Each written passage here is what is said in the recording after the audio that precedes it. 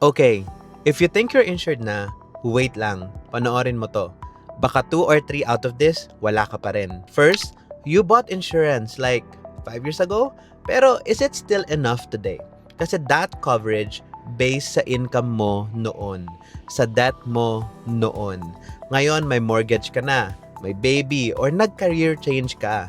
Baka 1,000 short na yung coverage mo sa kailangan talaga ng family mo. Second, life insurance protects your family kung mamatay ka. Pero what protects them kung you just can't work anymore? Most claims in real life, hindi death. It is getting sick or injured. Maraming covered sa life insurance pero zero protection pag nawalan ng income dahil sa illness. Third and grabe, this one's rarely talk about. Yung beneficiaries mo. Nag-asawa ka, nagkaanak ka, pero hindi na-update yung policy.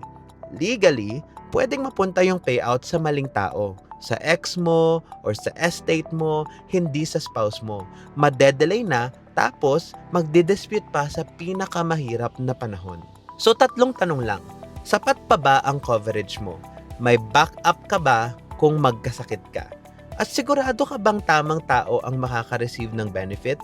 Kung hindi ka sure kahit isa dito, follow for more. Kasi sa part 3, ituturo ko kung paano mo ito ma-check in less than 10 minutes.